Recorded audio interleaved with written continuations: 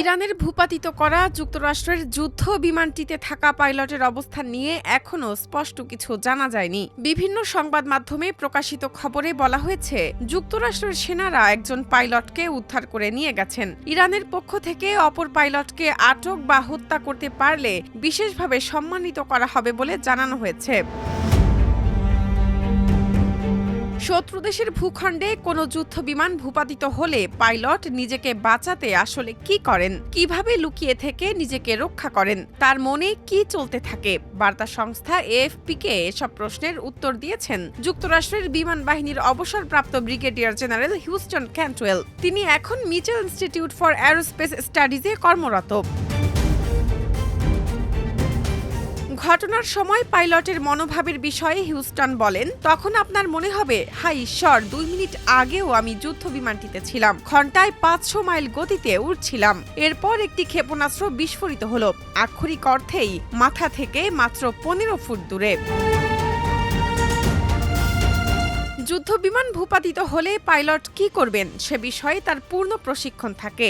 এর মধ্যে অনুসন্ধান, আটক হওয়া এড়ানো, প্রতিরোধ ব্যবস্থা, পালিয়ে থাকার মতো বিষয়গুলো থাকে। ক্ষেপণাস্ত্রের আঘাতের পর প্যারাসুটে করে ভূমিতে নেমে আসার আগেই সেই প্রশিক্ষণের বিষয়গুলো সক্রিয় হয়ে ওঠে। হিউস্টন বলেন, পাইলট তার করণীয় সম্পর্কে সবচেয়ে ভালো তথ্য প্যারাসুটে ভেসে ভূমিতে নেমে আসার সময় পেয়ে থাকেন।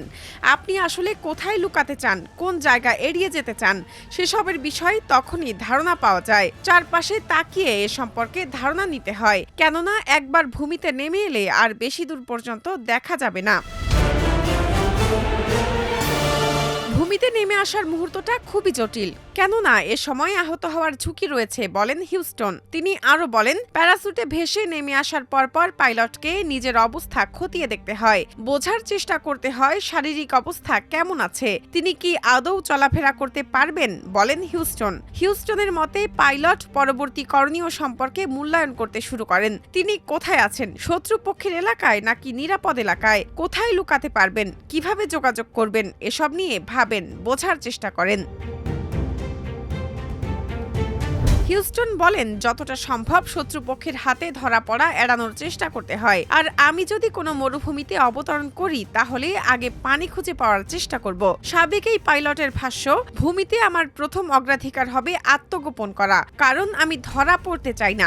আমি এমন একটি জায়গায় পৌঁছানোর চেষ্টা করতে চাই যেখান থেকে আমাকে উদ্ধার করা যাবে। শহরে সেটা হতে পারে কোনো উঁচু ভবনের ছাদ, গ্রামে কোনো বিস্তীর্ণ মাঠ যেখানে সহজে হেলিকপ্টার নামতে পারবে, বিশেষ করে রাতের অন্ধকারে উদ্ধার কাজ করতে পারবে।